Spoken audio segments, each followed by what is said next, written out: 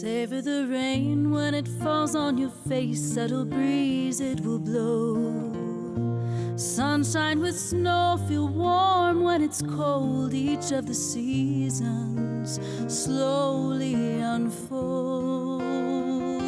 Laugh and cry, these are things you can't buy. Misery and delight. Earth touches the sky, in both we reside. The lows and the highs, live fully alive. Live your life as much as you can before it's taken away, taken away. Live your life as much as you can, don't let them take it away, take it away. Be in love with your whole life as much as you can before you go away. Death is nothing you can escape. Live a life before you die. Let out a sigh.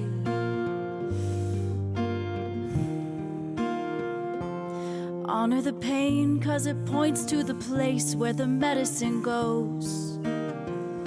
What surfaces show space in your soul, ready for healing. So it goes. Follow your heart, love's the greatest of arts, though you might go insane. Friendship endures, truthfulness sure. Mourn, grieve, give thanks, and play.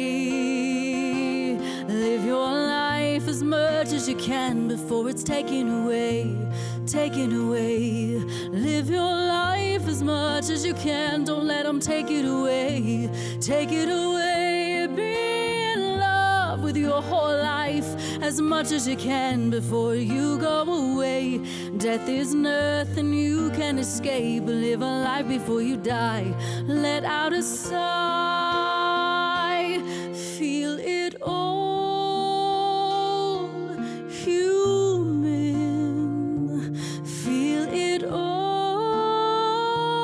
Take courage. The heart, a muscle torn and broken open, rebuild stronger, opens wider, empty it overflows, opens wiser.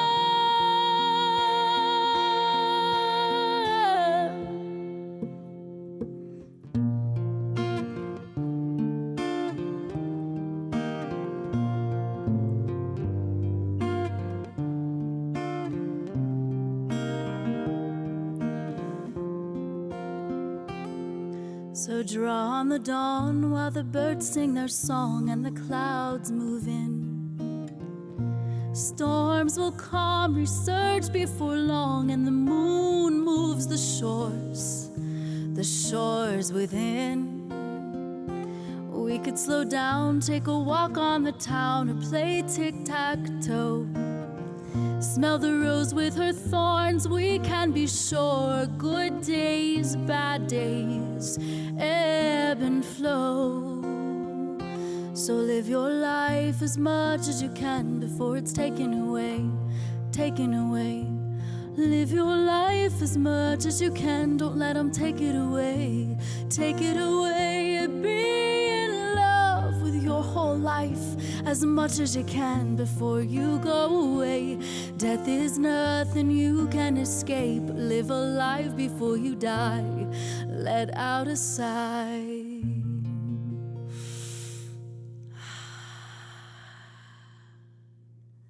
Hello, everyone, and welcome to this episode of Storydwelling Live online with Heatherlyn. I'm Heatherlyn, your host tonight, and I invite you to take a deep breath and let out a sigh. Whatever you might be carrying with you today, however you might be showing up, as our friend Joe Davis talks about, feel free to let out a sigh and arrive here entirely as you are in this moment.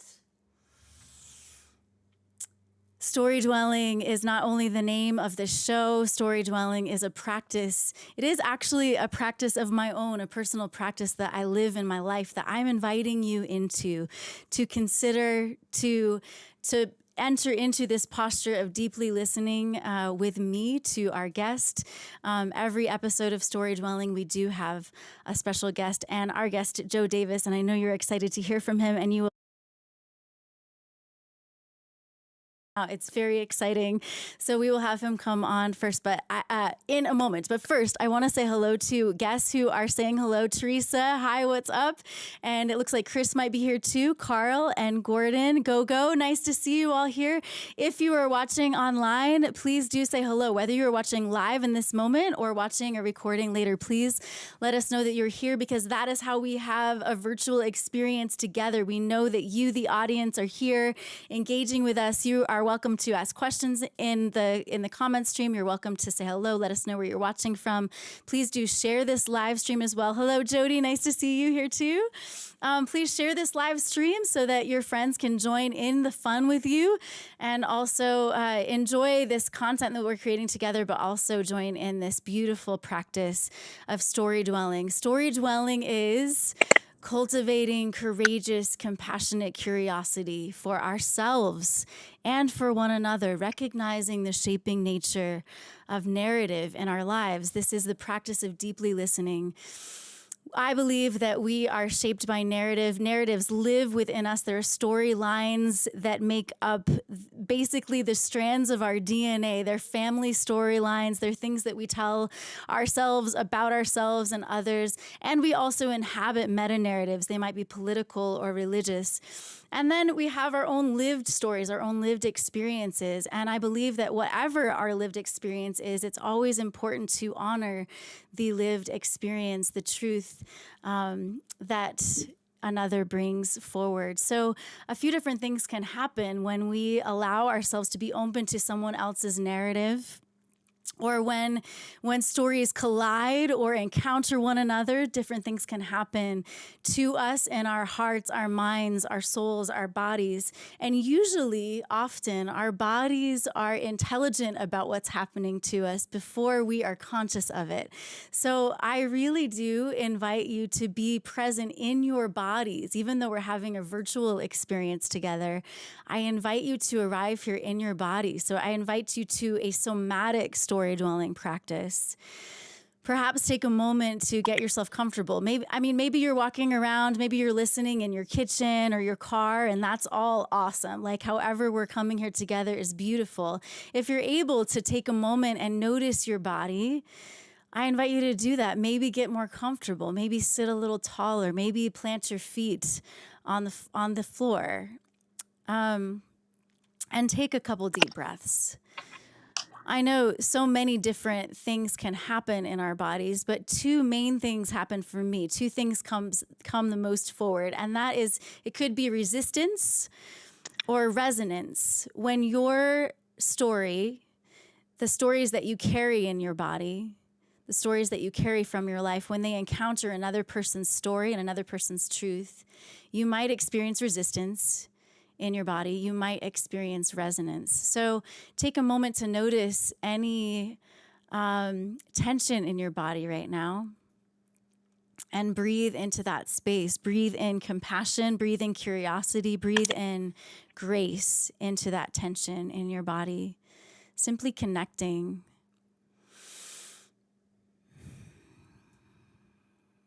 And then maybe allow a sense of gratitude if it feels good to you. A sense of gratitude that you get to be open to receiving another person's story tonight. And maybe open your hands as a sign and a symbol embodying that you open your heart to learning and perhaps even being challenged tonight.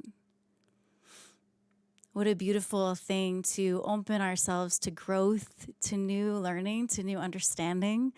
And especially to do that with dear ones who are friends, who are beloveds, who are creatives, like Joe. So once again, Joe is in the virtual green room, so we'll have him come up in a minute. But I want to do one more thing with you. Hello, Mom and Dad. Nice to see you. Thanks for being here. So one of the things that we like to do, even though we're gathering here in a virtual space, I always invite you to let me know where you're watching from. It's always good to know where you're coming from, if it's in Colorado where I am, or around the country, around the world. But we also like to do a land acknowledgement, because even though we are connecting in these virtual spaces, we are connected to the land, and we want to honor what our indigenous kin, siblings in this human family, what they teach us about our connection to Mother Earth. And we want to honor that before this place where I'm coming to you from Denver, Colorado, before it was Denver, Colorado, that is not the full story. This was the unceded land. This is the unceded land of the Cheyenne, the Arapaho, the Ute tribes. And we honor them, their presence still with us, all that they have to teach us. And we recognize that some of the stories that we dwell in now, some of the stories, the meta-narratives that are shaping our life right now are colonialism and white supremacy. And these are meta-narratives that are still influencing us. These are meta-narratives that aren't only history. They are still impacting us individually, collectively, communally. And so we acknowledge these destructive narratives because we want to interrupt them. We want to stop these patterns. We want to write a new story that is deconstructing colonialism and white supremacy so that we can bring about a more beautiful world our hearts know is possible, a world of justice and generosity, of equality and equity, of truth and conciliation, and of true badass love that shows up unconditionally, willing to do the work to make this a place that is truly just and beautiful for all. So thank you for entering this practice with me, you all, and thank you for arriving here with your whole selves, with open hearts and open minds. I would love to introduce our guest now. I know you've been waiting and anticipating. I'm so excited to have Joe Davis on our show tonight. Let me just tell you a little bit about him and get your clap emojis and your heart emojis ready to welcome him, all right? Joe Davis is my friend, I am so happy to say. He's also a nationally touring artist, educator, and speaker based in Minneapolis, Minnesota. He employs poetry, music, theater, writing, and dance to shape culture. His work has been featured on BET, CNN, and VH1. He is the founder and director of multimedia production company The New Renaissance, the frontman of emerging soul funk band The Poetic Diaspora, and co-creator of JUSTmove, racial justice education through art. He has keynoted, facilitated conversation, and served as teaching artist at hundreds of high schools and universities, including programs in New York, Boston, and most recently as the artist in residence at Luther Seminary, where he has earned a master's in Theology of the Arts. So please help me welcome Joe Davis here tonight, you all. Welcome him with your clap emojis, with your heart emojis. Oh, my friend, I'm so happy to have you on Storydwelling Show.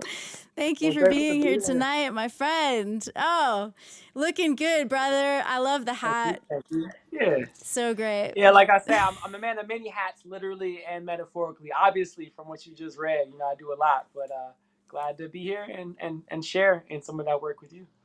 Yes, all of the hats that you wear, both literally and metaphorically, are incredibly impressive. So thank you so much for showing up tonight. I know that you recently released your Show Up EP on Juneteeth, so I'm excited that we get to hear from you about that tonight. Oh, we'll just go ahead and mention that right now, the 5-track EP of original music and poetry from Joe Davis in collaboration with over a dozen artists, activists, and community folks exploring what it means to show up unapologetically, authentically, and fully present in this historic moment. Released on Juneteeth on Saturday. Find it at joedavispoetry.bandcamp.com and all of the spaces where Joe Davis poetry shows up. Yes. Yeah. How are you today, my friend? It's good to see you. How are you? Hey, I'm doing good. Feeling good. Yeah, glad to be here. Feeling really good, especially after hearing that song you sang that really touched me. That was beautiful. I'm gonna carry those words and that melody with me for a while. So thank you for sharing that.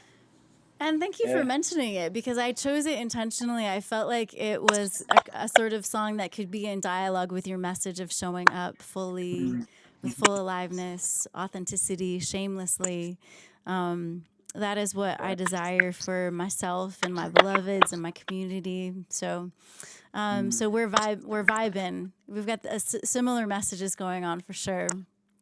Definitely.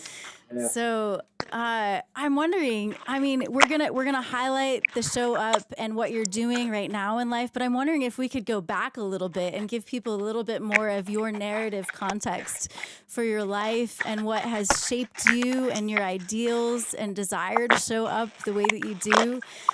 Maybe, like, did you grow up in Minneapolis? Maybe give us a little bit of a background for what has created Joe Davis. I think we have a little bit of a crackle. I'm trying to make sure the sound was off a little bit, but I can hear you. Yeah. Awesome. Yeah, so I grew up kind of all over the place. So my family was in the Air Force. And so I was actually born in Minot, North Dakota, Air Force Base. My dad's from Chicago. My mom's from Jamaica. Got the opportunity to spend some time in both places. But yeah, just an Air Force brat, as some would say. So got the chance to see a lot of the country, most of the Midwest. But even as a kid, I was always like immersed in the world of arts. Very creative, very active imagination. I was the type of kid who would just play for hours, in the playground or doing arts and crafts in my room. I was always coming up with poems and stories and songs. So, as an artist, that's always been a part of my life. Even as a young kid, before I knew I would be an artist, I was just creative and playful and imaginative. I love that. So I'm just gonna actually recap a little bit. I think Jason's checking on some internet connection stuff because there's a little bit of a crunchy, garbly thing happening. So I know I heard and I caught it, but I'm just gonna recap. So Minot, North Dakota.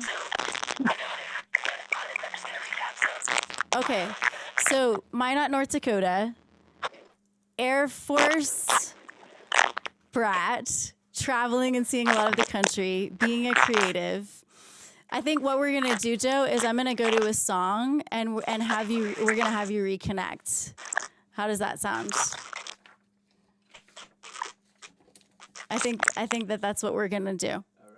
All right. Okay. All right. It happens sometimes, loves, that when we're doing virtual work, virtual creating, sometimes the technology gets a little funky. So I would love to share a song with you as Joe and Jason's working on it too, look into what's happening here. So Jason, I'm even going to give you my phone in case Joe messages me on there. So want to say hi to Carl. Thanks for being here. The song I have handy actually is one of your favorite songs, Carl. So we're just going to talk about love and showing up with love, because I know that Joe's message and Joe's heart is so much about showing up. I believe like loving yourself too, because you have to love yourself to show up authentically and shining unapologetically. And so I'm going to sing "Always Got Time for Love," and hopefully we can work out this kink here. All right, it's like wrinkles that are going to get ironed out here.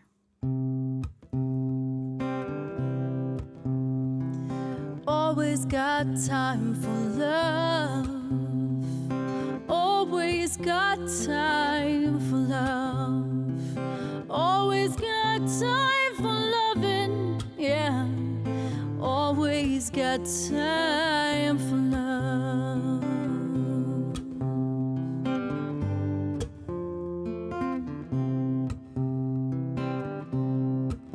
Oh, there's a time for everything under the sun, a time for every purpose on the earth. There's a time to be born and a time to die, a time to bless and a time to curse. Singing always got time for love. Always got time for love. Always got time for loving, yeah. got time for love. All right, I'm in the middle of a song, Joe. I see him back, so hopefully it's gonna be good. He's got a smile, some thumbs up.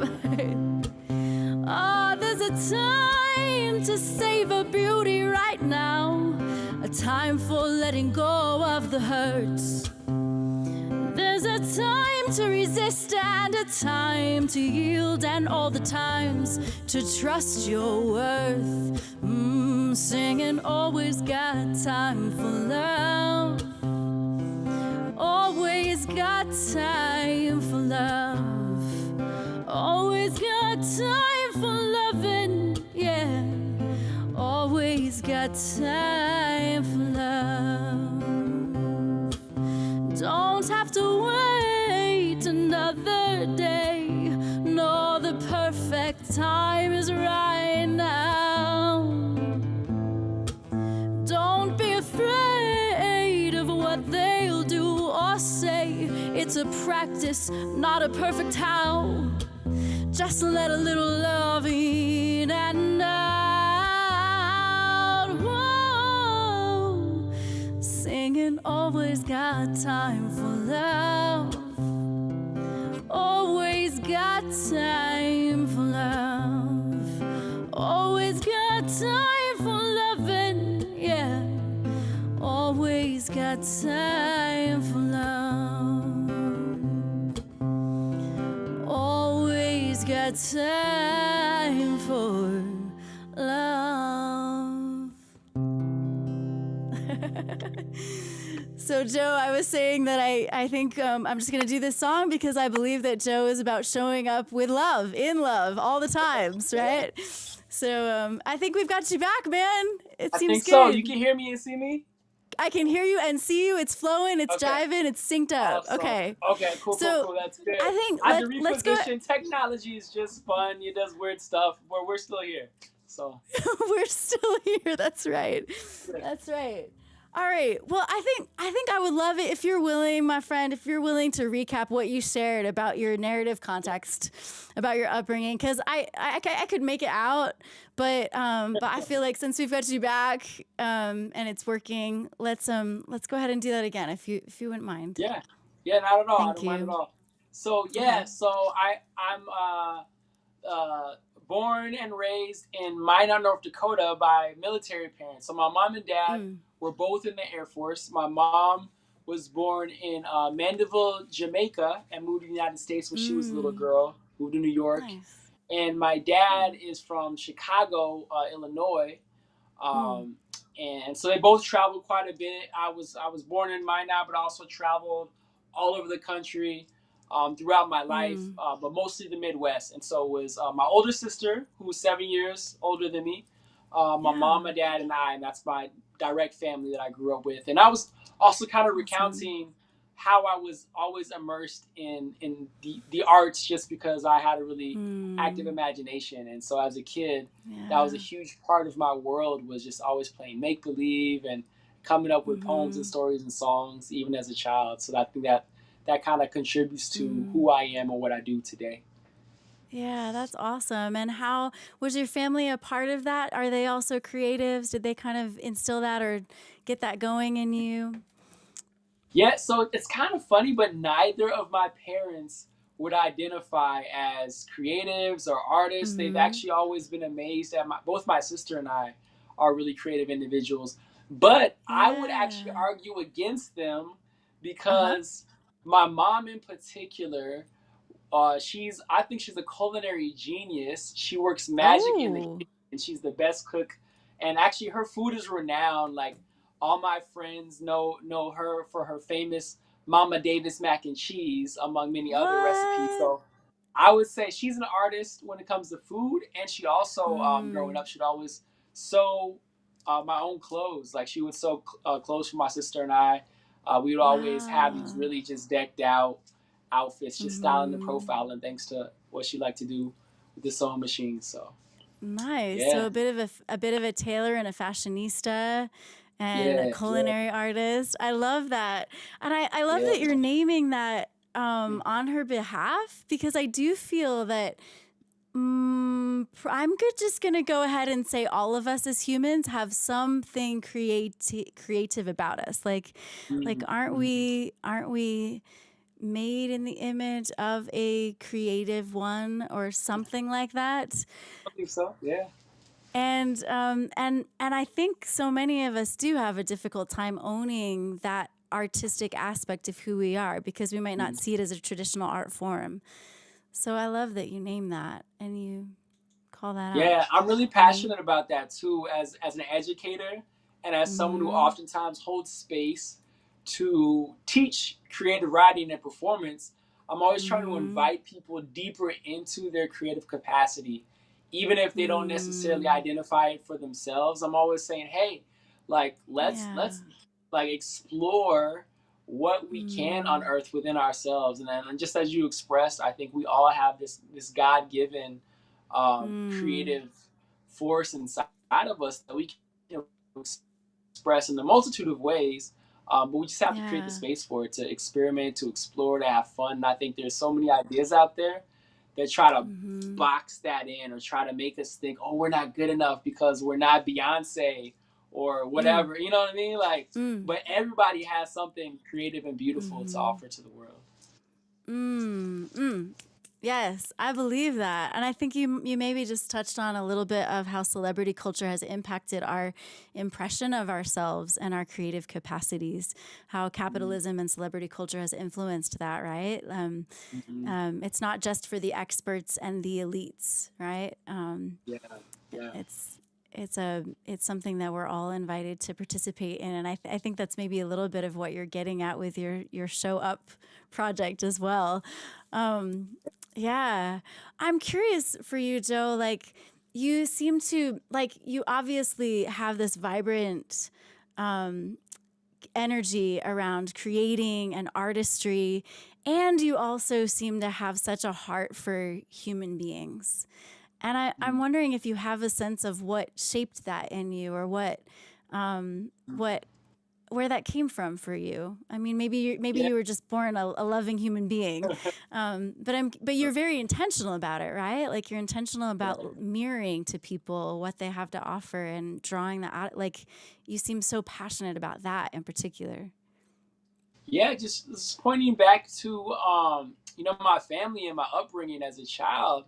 I was just born into this community of love. Like, I was raised in the Black church and raised in and I named that because the type of church culture that I grew up in, we would call each other brother and sister and uncle and aunt. So even if there wasn't any blood relation, people in that community, we would say like Brother Jones or Sister Williams or Mother Henderson, right? And I just grew up with this sense of interconnectedness with people around me, to see them as my family, even if they weren't related to me. And so I think I carried that forward throughout my life, and I really believe in something that was taught to me long ago called Ubuntu. And Ubuntu is this South African ethic and philosophy and way of life, and it means I am because we are. And it talks about this interdependence of humanity, meaning that a person is a person through other people. No one is who they are in and of themselves. I am because we are. And so I always I'm brought back to that, and I'm reminded of that when I look into the eyes of another human being. I'm like, I see a reflection of myself. Like we're deeply, deeply, deeply, inextricably interconnected in ways that are even hard to imagine. But because of my upbringing in the spiritual community that I came up in and the love that my family showed, like that's something that I try to impart through everything that I say and do, especially my music and poetry. Yeah, you really do. I mean, it actually, it occurred to me as I was getting ready for this time with you that we actually haven't ever met in person. Oh, that's true. It doesn't even feel like that, crazy? Right? I know, because we have been brought together by a world of mutual friendships, really.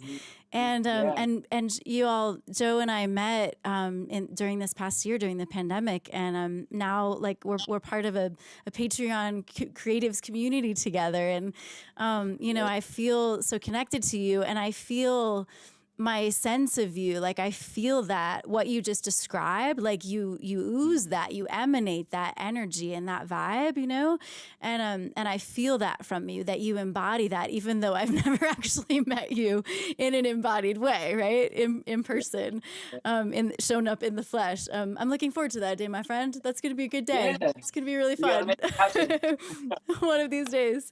But you bring up such a beautiful thing, because you know our predominant culture, or I think one of the predominant narratives that we dwell in as Americans is individualism, and then there's this weird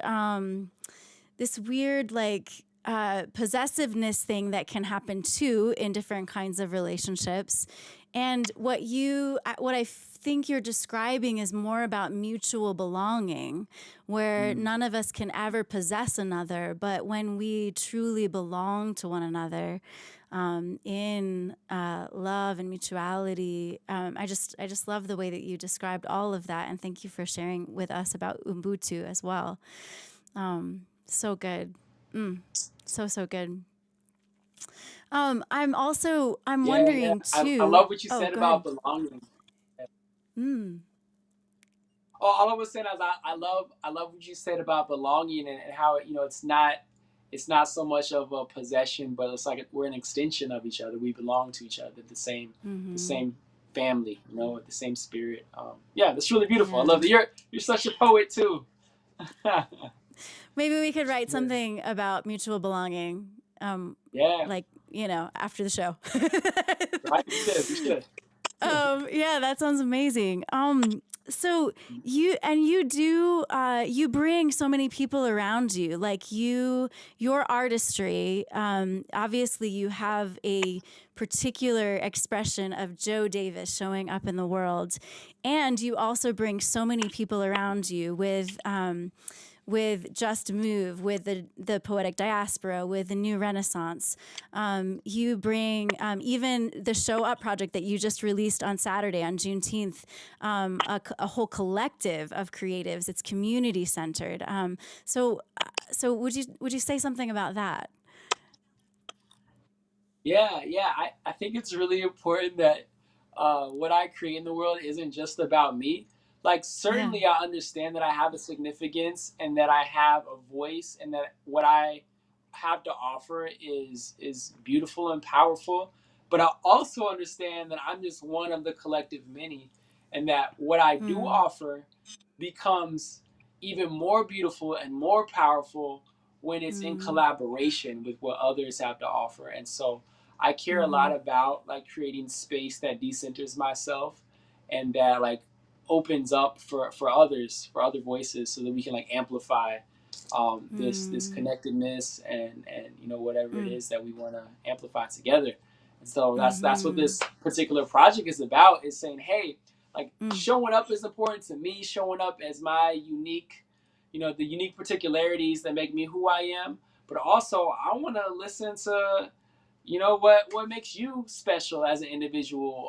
What do you have to offer to the world? I really want to add that to the conversation, and to amplify that as well. So Yeah, that is so beautiful, my friend. I love how you do that.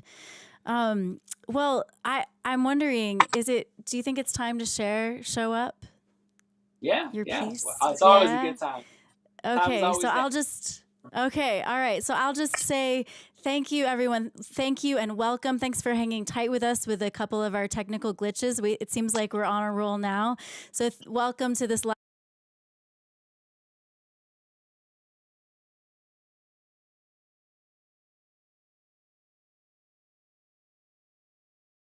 If that fits better with your TV and sound system, please share this video so that they can hear what Joe has to share with us tonight from his story and from his artistry, and especially from his latest release called Show Up EP, which he released on Juneteeth. So Joe Davis, my friend, I'm going to have you take it away and share Show Up with us, please. Thank you. Hey, thank you so much. Yeah, this is one of my favorite pieces to perform. It's kind of what birthed, or what preceded the Show Up Music project was this first poem, and I wrote this as an affirmation and as an extension of heartfelt gratitude to all of us who are committed to showing up as our authentic selves. And that's going to look different from day to day, because some days you might show up, you might be like, yeah, I'm struggling. I'm not really feeling it today, but I'm still going to try. You know, it might be awkward and messy and uncomfortable, but I think the moment that you choose to still show up, that's when amazing things start to happen. So that's what this piece is about. Show up. Thank y'all so much for showing up and being present right here, right now. Show up. It goes like this. We've each been called to this place, this time in the season. You may not yet know the rhyme or the reason. You may not feel, think, or believe in the same things I believe in, but we've been asked to show up. Show up wherever you are from. You can come here to be free. Bring your full selves, both your head and your heart, your hands and your feet, and anything and everything infinitely beyond any duality, your sexuality, gender, race, age, or ability. We all have the ability to be. Without you, I'm incomplete. Without you, there is no we.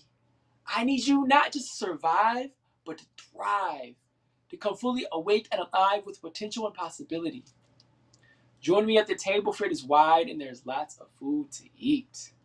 So show up and be fed and feed others, satiating a different kind of hunger, fueling the fire in our bellies. No matter what journey you're on, where you've been, or what you've done, all will be well when we're all welcome to laugh, cry, dance, write, breathe, and bleed into the margins and follow the call to the false reaches of who we are. Whether you run, walk, crawl, even if you fall, we fall in love. But just show up. Show up to answer the call to justice, to transform both the soul and the bodily world the soul inhabits. Show up with all your awkwardness and bad habits. Show up with your doubts and with your questions, knowing here you can ask them. Show up with your wounds and your scars. We all have baggage, but know that together we can unpack it. This is no mistake. You're not here by accident. You are here to share the stories of your sacred passage. You are the only you that ever has been. You are not the magician. You are the magic. So show up to this place here where there's no grace period. There's only grace period. Bring your fears and insecurities. Let us marvel in the mystery. Let us listen each other to life with a deep holy listening. Can you hear it? Can you hear it? That's the sound of the genuine within you. The spirit stirring near you, but if you don't show up, how can anyone hear you? Show up. Even if you don't know for certain, you may have the truth and healing for which this world is searching. In this grand universe, we are but small workers with a big purpose because of our hearts widening the circle. Hearts that are broken, hearts that are open, so a little light can shine through, a little hope for the hopeless. Wherever you go, simply know the spirit of this place goes with you. So go. Ready with sleeves rolled up, always growing, never fully growing up. Ready with all your heart, mind, body, and soul, simply to show up. Thank y'all for showing up. Let's keep showing up together. Yes. Oh, so good, man. That is one I think I would like to play that every single morning. Every single morning, as a mantra, as an encouragement, as a call forward to rise into the day. Thank you so much for those words, my friend. Oh, my goodness. So you can find that. You can hear this again. You can certainly play back this video later, but you can find Joe's stuff and his versions of this on his YouTube channel, on his Bandcamp, on Spotify. You can download it. Please do support him in any way that you possibly can and share this with others. I shared this in 2 text messages today, three, at least with specific friends. I was like, no, four different friends. I was like, you would, I think you're going to love this. I'm listening to this right now. I'm really enjoying this. I actually spent bunch of my day listening to Joe's YouTube channel and Bandcamp, and I highly recommend it. It's like a good spaces to be. You've created beautiful spaces with your artistry. Is there anything else you would like to say about where people can find that and connect to that? Yeah, no, you pretty much named all the spots. If you go to any major like social media, just type in Joe Davis Poetry, you can find me, or just joedavispoetry.com. I put out a lot of my videos and music and stuff on all those platforms. So. Oh my goodness! As you were speaking those words, and I've heard you had a piece on local Minneapolis news or something like that. Didn't you get to perform that for a local TV station? Yeah. So the Fox station here. Hold on, I want to make sure I'm still in the. gotta move Fox you over. There we go. This is awesome. Technology, I love it. Man, so. Say hi to Steve Bonishow is here. Steve Bonishow is one of our connectors. Hey, Chris is here. Tracy, good to see you all. Yeah, so that's actually a funny story about how I ended up doing. So we have a local Fox station, and like I know some Fox has a certain reputation, but like they were trying to do some work around racial justice, and so the local station here, and they hired me and my friend David Shear to work with their staff on like interculturality and anti-racism, and so we did a few trainings with them that we led, and then in one of those trainings I did that poem Show Up that I just performed, and they loved it. They're like, we got to get this on the news, like more people need to hear this. So they had some of their camera folks come out and just film me, and they put it out there. So I thought that was really cool. I never would have expected to like randomly be on the news for poetry, but so wonderful. I'm so glad that it's just perfect. That's the first time I heard that poem of yours, and then you shared it with our Patreon creatives group, and it was so powerful, and we all need that encouragement as artists to show up fully alive in all of our messiness and all of our glory, to embrace all of that. So thank you so much. I know that you have shared what does it mean to show up? To show up means to be wholly present to what matters most in each of us. These are Joe's words, y'all. To show up for family, friends, and community, to create the world we long to live in together. Oh, similar to what I was talking about with Storydwelling earlier. In the midst of this, you call it a triple pandemic of racial injustice, economic inequity, and COVID-19. We need to show up now more than ever. We contribute to the collective flourishing and well-being of humanity when we create space to authentically express our fullest, most authentic selves. There's a couple of things in there that I would love to ask you about, but is there anything that you want to say first before I ask you? I mean, I really think that we're in a very special time in history right now. I think that, if God willing, 50, 60, 70 years from now, like if I got grandchildren or something, I want to tell my kids and my grandkids like how I showed up and why I showed up for them to make this world a better place for generations beyond my own. And so when I talk about that triple pandemic and everything we've been experiencing, right, I think that we are in a very like transformative, revelatory, like there's just something in the air in this time that we're living in right now that's really unique, really special, that I think we need to make sure that we're being intentional about how we show up because of the times that we're living in. Yeah, the time is now. There's a pertinent moment that's potent and ripe and ready for us showing up. Yes. Oh, beautiful. So I also think it's really, there's something a little bit nuanced and different about your message than what I am hearing on a regular basis from a lot of activists, I think. And that is this particular aspect of you asking people, you're calling them to their most authentic, fullest selves. And I think the reason I think that's just a little bit different and nuanced and beautiful is because often activists are asking people to become something in particular. And you're asking us to be fully our authentic selves. Yeah. I I love that you point that out, and that you hear that and you see that and you feel that, because I do care a lot about that, because I think Mm-hmm. for me the call isn't so much to become something new or different so much as it is to Mm-hmm. become more of who we already are, to deepen Mm-hmm. our sense of self, because I think that our truest sense of self can oftentimes be buried Mm-hmm. beneath like the clutter of our Mm-hmm. lives. Um, Mm-hmm. when I think about like even when you open up Storydwelling and you acknowledge, right, white supremacy and colonialism and Mm-hmm. these histories that are still impacting us today, I think Mm-hmm. some of these things that have happened and are still happening can like bury our true sense of self. Like I think Yeah. there's a essence within all of Mm-hmm. us that's really authentic. That's sometimes we get Mm. lost, you know. Um, Yeah.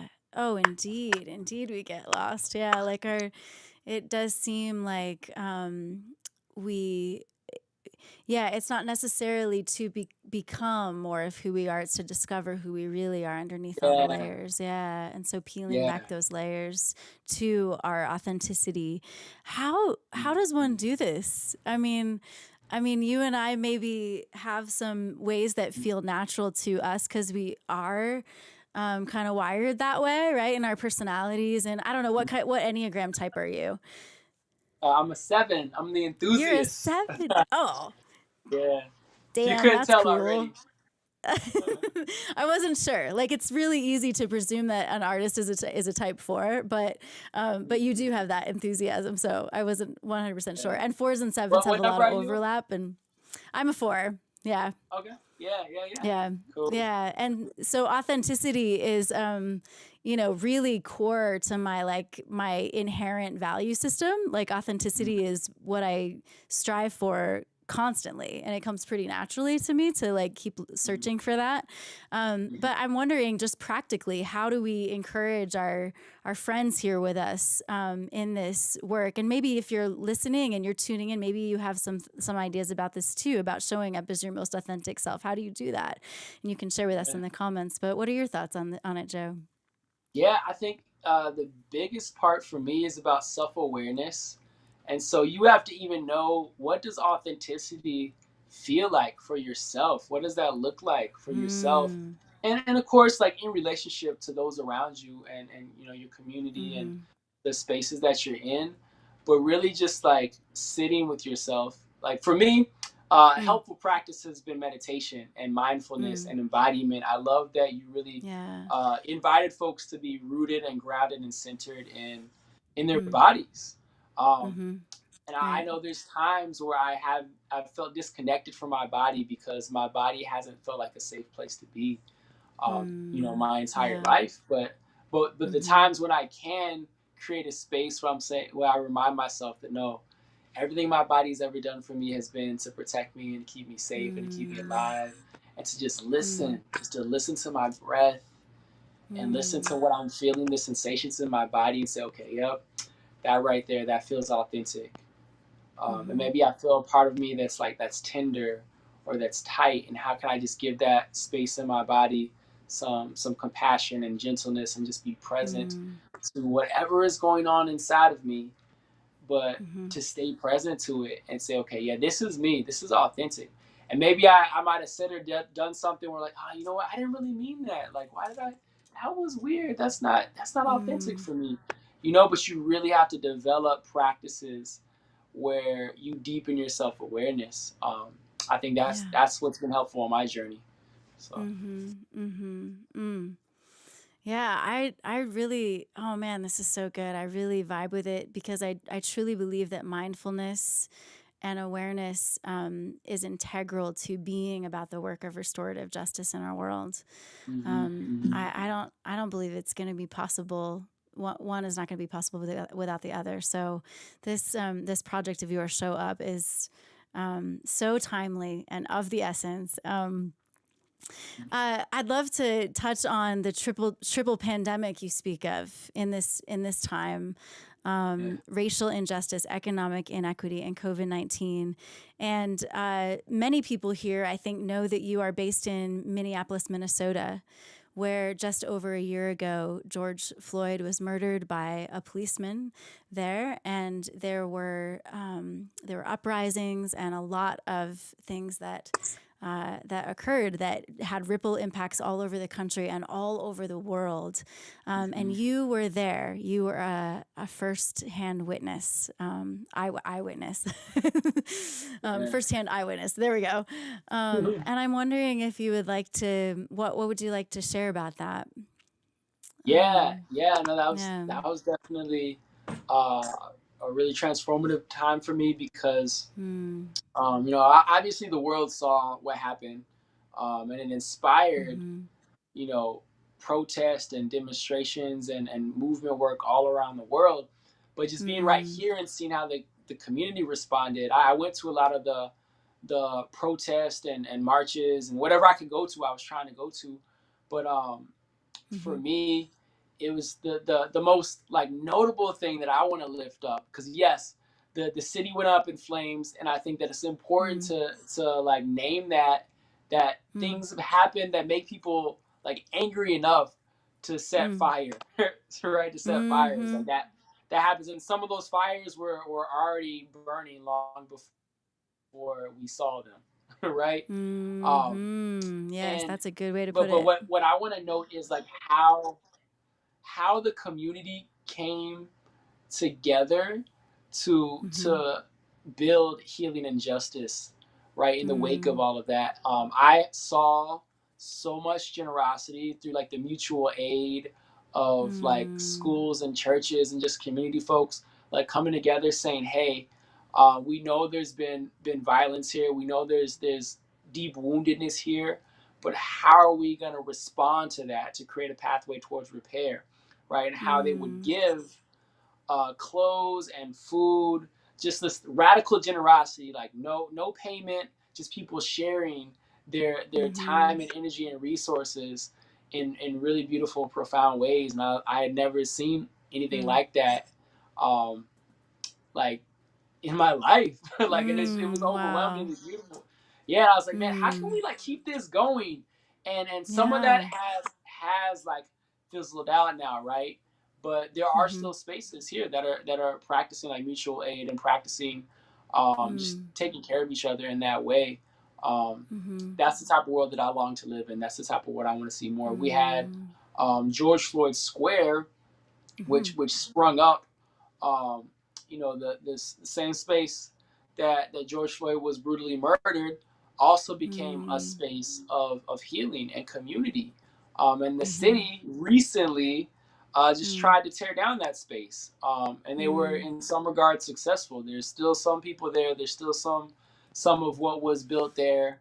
But I want to live in a world where people are consistently actively practicing caring for each other in the ways that I've seen throughout this past year. I want more of that in my life. Wow. Oh my gosh. Thank you so much for sharing that, Joe. Yeah. Oh man, we are uplifting Joe's Juneteeth release called Show Up, an EP. With original music and poetry from Joe in collaboration with over a dozen artists, activists, and community folks exploring what it means to show up unapologetically, authentically, and fully present in this historic moment. So we encourage you to check this out. I was listening to it today on Bandcamp. You can find Joe Davis poetry on Spotify and all the places that you would download or stream music. So please support him and this project, and in so doing, also fueling your own life and receiving this encouragement and inspiration and impetus, fuel for you showing up in this world. Lisa Cramey, so happy that you're here as well. Lisa, good to see you. Yeah, so happy you all are here. If you have any questions for Joe, we're going to welcome those, especially in the next segment.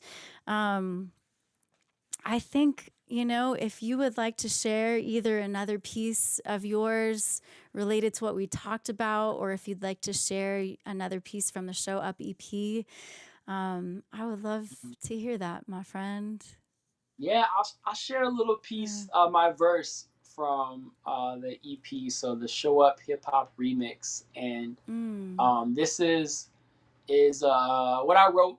It's from the very first track that's on the music project, but it's also the first single that I released. So there's a music video of this song as Nice. well. You can find it on YouTube and other places that we're sharing it out. But yeah, so just a hip hop. We did a hip hop remix with a couple of my favorite, or actually three of my favorite artists Oh locally. my gosh. Yeah. Yeah, DJ Mickey Breeze mixed the track. My friend Louis Blaze rapped on it, and then my friend Yevra sung the hook. And there's an Nice. artist who doesn't live here. His name is Marlon Hall. He's a Mm-hmm. yogi and a cultural architecture. He has this profound quote that we use at the beginning of the song, which I recommend if you get the chance to listen to it. It's like been a quote that I've carried with me for years. I was like, I had to share this with other people. He talks about how, there's a mark on the world that only you can make, and if you don't make that mark, it won't be made. I think that really speaks to the heart of what this project is about. So yeah, I'll share this just 16 bar rap verse. Okay. Show Hip Hop remix. Awesome. It goes like this. I just want to breathe, release a sigh of relief, cause no one's trying to police me. I can finally smile and be free. I can bring all of me, no apology, go follow all of my wildest dreams, making the ancestors proud of me, cause I know how to be fly without wings, unlocking the God in me, walking the prophecy, who I am called to be. Done patiently waited, today is the day I take back what belongs to me. I got it, ain't no doubt about it, ain't got a doubt, I cross every T. Honor my muscle and body, my body will guide me to all that I need. Was a snot nose growing up. Not done growing because I know enough to know I don't know enough. But one thing I know for sure is that the road is rough with potholes and plot holes to stop us from showing up. So what? Moses done told us don't take no stuff. They take a break, but don't break your strut. Got what it takes to scrape some cuts. Going our ways gets tough. We may get stuck. We may slow up, may get bucked, but can't give up. We stay. We slay each day we waking up. Let the haters hate because they can't keep up. We show love where there ain't no love. Good vibrations raising up. We go in each moment, we show up and show them we change every space we touch. Yeah, that's it right there. Yes. I was responding before that moment, but it was a little muted for a second. So, oh, thank you so much. Oh, thank you so much for listening to my friend Joe Davis share his incredible poetry on this episode of Live Online with Heatherlyn, the Storydwelling edition, where we have live music, in-depth conversation with one of my guests, and we do Storydwelling about once a month. So Joe Davis is our featured artist today, and often I weave in live songs between the conversation. But obviously, when I have a creative on the show, I invite them to share their music or their poetry. So thank you, Joe, so much for sharing with us. Oh, it's so good. And congratulations, too, on releasing this on Juneteenth. Is there anything you would like to say about releasing it on Juneteenth? Yeah, that was significant for me because, I think it's amazing that, this year we finally decided to make it a national holiday. But I was going to celebrate it either way. I was already celebrating, But just this moment that represents liberation, right? In our country, in our nation, where there was already the 4th of July, the Independence Day, but not everybody was free, right? Yeah. Until Juneteenth, which 2.5 years prior, Abraham Lincoln had already signed the Emancipation Proclamation, which was to denote declare the abolition of chattel slavery of Africans.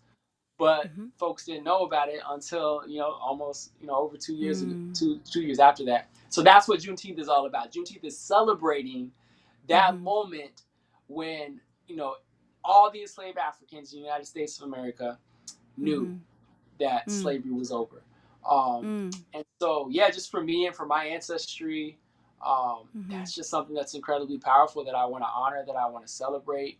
And I think I can show up differently because of that, because of what my ancestors paved the way for, because of the abolitionists.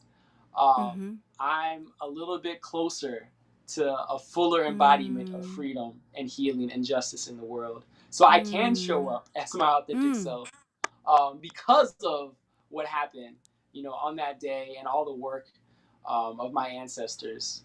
So that's why it's important to me. It's like it's contributing to why I can even show up and how I show up. So beautiful. Yeah. I remember you telling us earlier in our time together tonight that your father, I believe you said your father was from Chicago and your mother from Jamaica. And I'm wondering about that part of your story of your mom being from Jamaica and that part of you. And I know you get to visit Jamaica again soon, so that's pretty awesome. Yeah. I'm planning a trip at the end of the summer. I'm going to Kingston, Jamaica. And for me, it's kind of a spiritual pilgrimage, to be honest. I really want to dig deeper into my roots and my ancestry and connect with some family members out there and even just explore, right? The first time I went was with my mom a few years ago, and she hadn't been in over 30 years because she immigrated to the United States, went to New York, went to Queens, New York when she was about like 8 or 9 years old, and she hadn't been back since. And so we went as a family. To this day, it's like one of the most meaningful trips I've ever taken because I can remember I grew up hearing stories from my mom about what Jamaica was like, but I wanted to experience it for myself. I wanted to taste the fresh mangoes from the tree that she talked about. I wanted to see the markets, and I wanted to go through the mountains. And so I got the chance to do that. I was with one of my cousins in the bed of his pickup truck, rolling through the switchbacks of the mountains of Jamaica, and so that to me has been such a beautiful experience, just to like actually touch the stories that I heard about. Oh, thank you so much for sharing that, Joe. I appreciate it. It seems like we're having the crunchy garbly thing happening again, but we did catch that. So, all right. I'm just thinking here for a moment what to do. Are we okay? Yeah. Maybe. All right. I'm wondering if anybody has any questions for Joe about his story and about the EP Show Up, the Show Up project. I know I would also love to hear maybe a little bit more about your work as an educator, Joe, and what you're doing with the New Renaissance and all of these significant, all of these collectives. You have all these moving parts, and in different ways that you're bringing people together and drawing out their authenticity and sparking their creativity and. And Carl is saying, "Wow, Joe, so glad you were with us tonight." So Carl is a patron supporter. So grateful to my Patreon community for supporting this live online series, and Carl's a regular viewer of the live online and the Storydwelling series. So that's a beautiful thing. So it seems like we're okay. It seems like we're grooving. Hopefully not garbly. You can hear me and see me okay too? I can hear you and see you. Yep. Mm-hmm. Okay. Cool. Awesome. Yeah. So would you like to share anything more? Go ahead. Oh, no. I was kind of opening up and connecting to what you were saying because I think you were mentioning you want to hear more about me as an educator. But anything else, like let me know if there's other questions too. I'm happy to respond. Go with that. Go ahead with that. I think what's happening is our it's overlapping, like when I'm talking, and then it's kind of like the way it's coming. Yeah. So go ahead with educator. All right. Yeah. So I mean, as an educator, I think for me it's just really about giving back. When I was younger, I didn't have a lot of like artist educators. I'm super grateful to have had some phenomenal educators throughout my life, mentors and teachers who instilled like a lot of values and just hardworking, integrity and things like that. But and especially critical thinking. Like I just think reflecting on all of my educators, but not a lot of them were artists, and not a lot of. I felt like I had to learn by myself on how to, you know, build a career as an artist and how to, as a writer and as a performer. Thankfully, I had a community, but a lot of time it was like peer mentorship, right? I'm just kicking it with my artist homies, and we're learning from each other.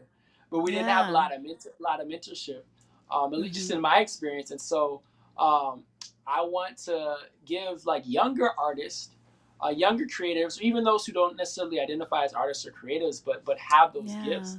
I want to create a space for them to practice and to learn and to grow. And so, you know, as an artist educator, that's something I care a lot about. And that's why I started teaching creative writing and performance workshops. That's why I went back to the high school that I went to in Minot, North Dakota, and we started a yearly poetry slam for the teens to write their own poetry and perform their own poetry. And they would get prizes, and the whole community would just come out to shower them with love and support and say, your voice matters, you matter, we want to hear what you have to say, we want to hear your stories, right? And so like just creating that space for others that I didn't necessarily have when I was younger. That's one of the main reasons why I'm an educator. I love that. I love that so much. And so people can certainly check out your website. Joe has a phenomenal website, y'all, joedavispoetry.com. So you can check out more about these various projects and collectives that Joe is initiating and bringing forward and sharing with the world. But I am curious if there's anything you'd love to say about the New Renaissance, the Poetic Diaspora, JUSTmove. Yeah, so I'll just go in the order that you named them. So the New Renaissance, that is my multimedia production company that I just started just a couple years ago, 2018. I had already been producing concerts where I would organize and curate these full band concerts with my band and other bands and poets and dancers. And they're really starting to take off in the Twin Cities. I was like, you know what? I wanna keep doing this. And one of my mentors, I distinctly remember a moment where after one of the concerts that I did, folks were coming up. They're like, "Oh, that was a great concert. We loved it." And everyone's giving me love. And then I turned to my mentor to see what he had to say. And he was the one to always challenge me and to push me. And he's like, you're not making yourself uncomfortable. You still have more that you can do. He's like, you're just making music with your friends. And that's like, I took that to heart. I was like, you know what? He's right. I can do more. There's more there. And so that's when I started writing theater productions. I wrote, directed, and produced my first theater production. And I was using some of the momentum that I had built from doing the concerts and some of the things that I had learned from organizing concerts to produce the theater productions. And so that's when I launched the New Renaissance. And to me, it was about, it's always been about, of course, the art in of itself, like the theater, the poetry, the music, but even more than that, it's about carrying forward this ancestral legacy of artistic excellence, because the Harlem Renaissance is like my favorite era to study history. Langston Hughes is my favorite poet. He came up in the Harlem Renaissance. For those who aren't familiar, that took place in the 30s in Harlem, New York, and the Great Depression is happening, and segregation is happening, but you still have this collective of Black artists who are saying, we are here, we are going to be loud and proud and bold, and we're going to share our art with the world, right? And there's this explosion of just wildly excellent art, Black art. And so that's what the Harlem Renaissance was about. And so I see that still happening today. I feel like it's such an honor and a joy to be a part of that here. That's what the New Renaissance is about. It's about carrying forward the ancestral legacy right here, right now in our generation, and doing that in whatever ways we can. So that's the New Renaissance. Awesome. Awesome.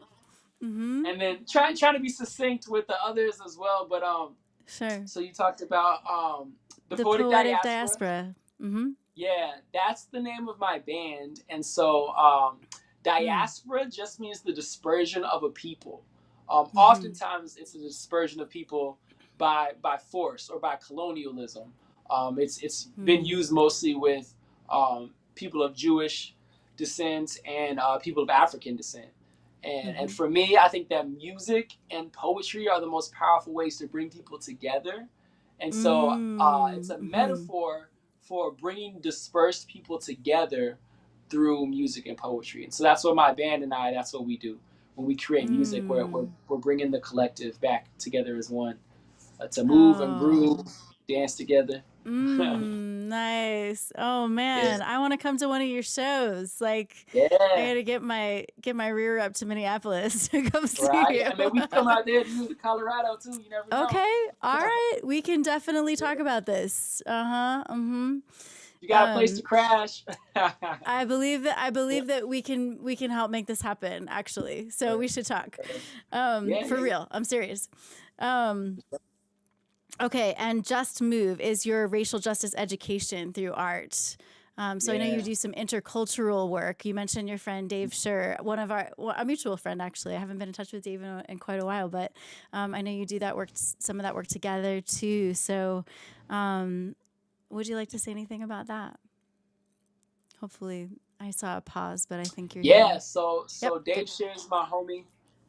Yeah, Dave Scher is one of my homies. We've been rocking together for, man, it's been several years now. But so he actually, our relationship started where he was mentoring me as a young artist, and I would go on tour with him. I would just open up some of his shows with poetry, and then we started collaborating where we wrote songs together, and we had choreographed dance routines together. And next thing you know, we didn't even think about it, but we became a duo over the years.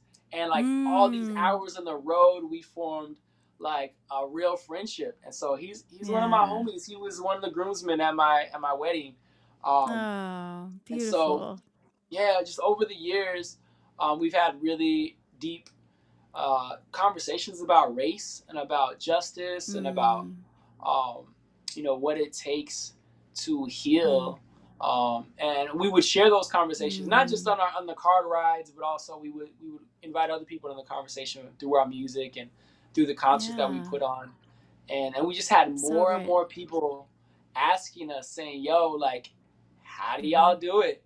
And we're like, it's not really that hard. But like we realized that we had developed some tools and some practices that we wanted to share with other people. And so that's why we started JUSTmove, which is using our art as a catalyst to that work of healing and that work of justice when it comes to race and diverse cultures. So wow, that's so beautiful and so important. And I think with all that transpired in this past year, people in general are more and more hungry for such tools and such resources and such guidance and education. So thank you for being about that work in our world, my friend. Oh my God, it's so good, so beautiful.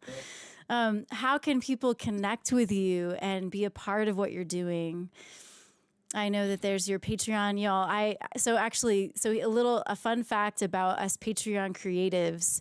There's a little collective of us. Some of you know this, who have kind of gotten together to encourage and uplift one another. And some of us we're like mutual patrons of each other. And sometimes it like cancels each other out, but we support each other, like $5 and then and then throw $5 back. So it's like we stay connected that way, And so I'm very happy to say that I get to be a patron of Joe Davis poetry, even though so many of you are patrons of me. So there's a cycle and a current and it's beautiful. It's so beautiful. So I would love for you all to connect to Joe Davis Poetry on Patreon, be part of your work that way. Is there anything you'd like to say about that?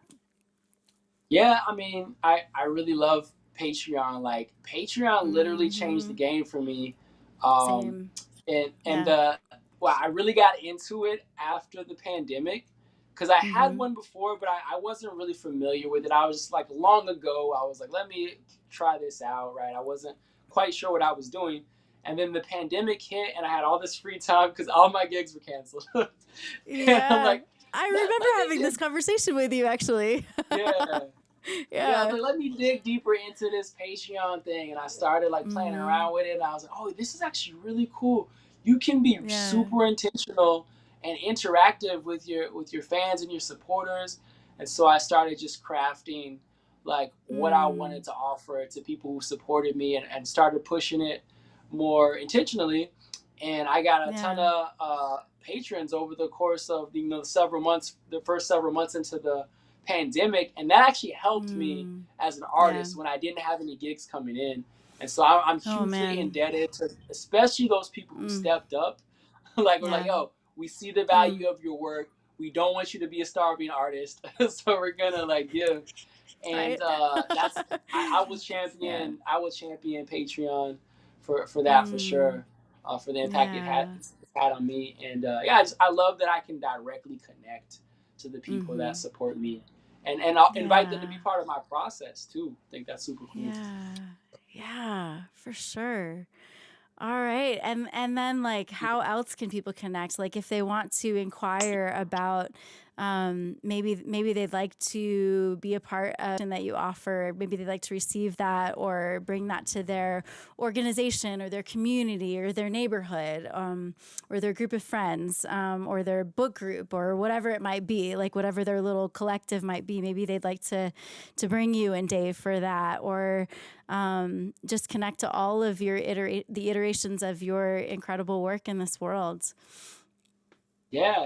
I would say the main way would be to go, if you go to joedavispoetry.com, there's a booking section. Just click booking, and all the information's there, where you can even figure out, okay, so Joe Davis does a lot of things. Like, what do I want to come, do? But it'll tell you specifically, like, okay, is it going to be through, teaching artist residency, or is it going to be through racial justice work, or is he coming to share music and poetry? And you can choose on the booking site and send me a message, and we'll just have further conversation. So either the booking page on my site, or if it's specifically JUSTmove, Dave Shear and I actually have a separate website too.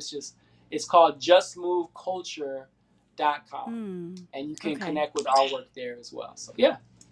Okay, JUSTmoveculture.com. JUSTmoveculture.com. Okay, awesome. Oh man, well, we didn't exactly talk about this, but I'm wondering if you'd like to do one more piece before we wrap up. If anything's on your heart or mind, or you're feeling moved to share.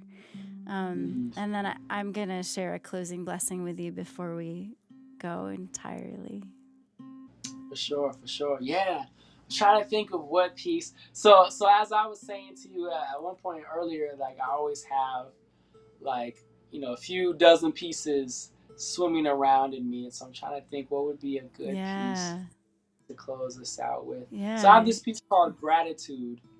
It's pretty short and pretty simple, but I wrote this, even as we talk about practices, gratitude for me is one of my practices, because no matter how I'm feeling, I can be regrounded and recentered with gratitude, with like taking a pause, taking a breath, and reflecting on what is it that I have to be thankful for. There's a lot that I might be on the struggle bus, I might be in the hot mess express. I might be like trying to figure it out. But if I could take that moment and be like, okay, yo, you know what? Like, this ain't what I want it to be, but here's something that I can be grateful for. I can turn my attention to that, at least rest in that, if even but for a moment. That can give me a sense of clarity and kind of alignment. And so, I offer this piece. It's just short, sweet little piece called Gratitude. It's a song, but I'll give you the spoken word poetry version. It goes like this. My gratitude is radical, since my sadness is sabbatical. When battling my shadows, it's the greatest tool that I know. I was crying, but I'm laughing now. It can alter any mood or attitude. When I'm out of tune, it's my auto tune. It taught me how to move my altitude like a latitude or hot air balloon. Y'all, I don't know what I would do if I didn't have a choice, but I do. So I choose to get joy and rejoice, saying, holla, hallelujah. I call it gratitude and all I say and do. The more I think of thanks, the more I think of you. I think of you, I think of you. The more I think of thanks, the more I think of you. Always be grateful for all things. Almost all changes, small ways. All praise to Yahweh for all of my days, and proper props to mom and pops and all that I say. Honor the fallen and all of them we follow today. The ancestors who passed away, we call them by name. It's okay to not be okay. We all go through pain, but whether sun rays or some rain, one thing is the same. I say holla hallelujah. I call it gratitude and all I say and do. The more I think of thanks, the more I think of you. I think of you, I think of you. The more I think of thanks, the more I think of you. Yeah. So grateful for you, Joe Davis. So grateful for you, my friend. Thank you. Thank you. Thank you so much for your work in this world, how you show up in this world, for all you create, for all you share, for how you bless us, for how you encourage us, for how you challenge us to rise in our fullness and our authenticity. You are stunning, my friend, and I am so grateful for you. I'm so grateful you live in this world. So grateful to you for coming on the Storydwelling show and sharing this time together with us, and so generously sharing of your heart and your story and your creativity. I'm just so blessed and so grateful. So I hope that you all will. I hope that you all, thank you so much, all of you who are watching. Thank you for sharing this video so that others can enjoy what Joe has had to share with us tonight, so that more people can know about him and his work and his projects, all the projects, and especially we're highlighting and uplifting the Show Up project that he just released on Saturday on Juneteeth. This 5-track EP of original music and poetry in collaboration with over a dozen artists, activists, and community folks, exploring what it means to show up unapologetically, authentically, and fully present in this historic moment. For such a time as this, beloveds, you are here for this. You are meant to rise in all of your giftedness and all of your glory and all of your growth edges and all of your learning. Thank you, Joe, for calling us to show up. It's so good. I'm excited to see you hopefully in our next Patreon Creatives community get together if you're able. And I am excited to collaborate with you and see if we can write something, create some experiences together if you want to come to Colorado and do that, or I'll come up to Minneapolis and do that. It's happening. It's just a matter of time. It's happening for sure. Yeah, it's on its way, right? It's like in the works this moment. I would love to share, you know, I have this really simple song that started to come to me in a dream many years ago now, and it's on my Being Breathed EP that Ben Grace, our mutual bud, he produced that EP, and I wanted to share it with you, one, because I do feel like it connects with your message of showing up. You know, it speaks to always shining your light, let your heart always being true, your heart ever being true, and choosing courageously, hoping defiantly, and loving outrageously. And it's a song I do like all the time, and I never like. It's just like rah, rah. Heatherlyn does that song all the time. At the same time, it's like it's a song of blessing and a song that it, you know, like is in that same vibe. And so it's a song I wanted to sing for you, my friend, as a thank you, and for all of our guests here tonight. And before I do that, I just want to ask you if there's anything else you'd like to say. Oh man, I think all that's needed to be said was said. Just like the gratitude, you know, gratitude at the end is for you as well. Like just grateful for you, how you show up in the world, and just your intentionality and authenticity. Like it's definitely inspired me. You know, every time I've encountered you, and so yeah, I just my heart feels gratitude right now, and I'm thankful. Me too. So. Yeah. Oh, Don says beautiful. So, oh, y'all, thanks so much again for being here. And I want to invite you back for the Live Online with Heatherlyn series. It continues. We started that before the pandemic in 2016, actually, to keep in touch with friends and family and fans around the country. That's when I started my Patreon community as well. So thank you all for being here, for bearing witness to the creative gifts that both Joe and I brought to you tonight. I want to welcome you back in a week. It's not in a week. I think it's in 2 weeks. I'm going to have on Tuesday, July 6th, I'm going to do a matinee right here. So Heatherlyn Music in all the spaces, Facebook, YouTube, Twitter, Twitch. I'm just going to do a chill hang because I haven't done that in a little bit. So Tuesday afternoon, I'll be doing a Facebook event soon for it, July 6th. I would love for us to meet up here, and I'll sing you some songs. So please get me your song requests if there's a song that you'd like to hear, a song that you'd like me to sing for a loved one. That'll just be like a chill hang with Heatherlyn afternoon matinee online together on July 6th. So please come back for that. We're so grateful to Joe Davis for joining us tonight. Please check out Joe Davis poetry all over the interwebs. Connect to his website. Please support him on Patreon. Download his music and poetry from Bandcamp. Check him out. Follow him on Spotify. And all of that, wherever you follow people online. And Jason.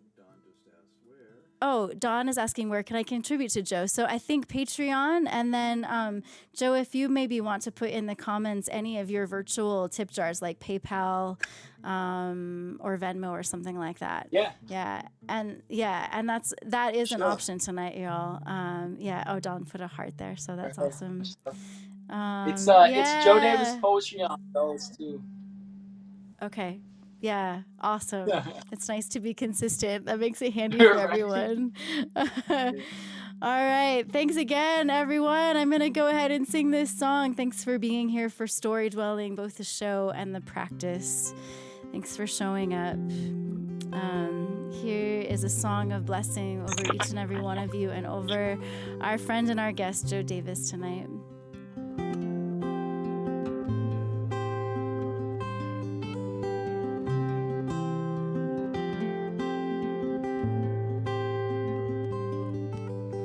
Peace ever, joy ever following you, light ever, love ever radiating through.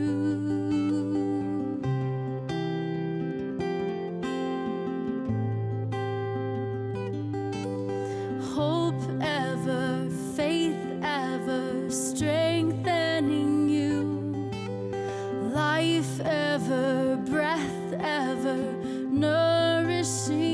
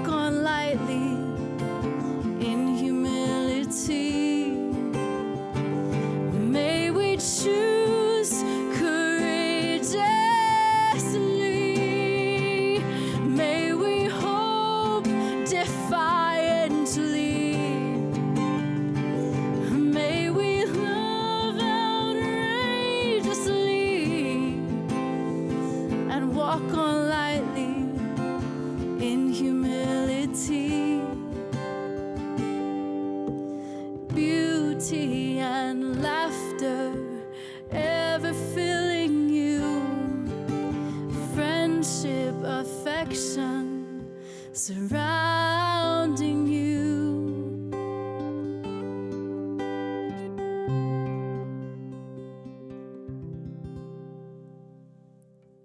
Peace to you and yours.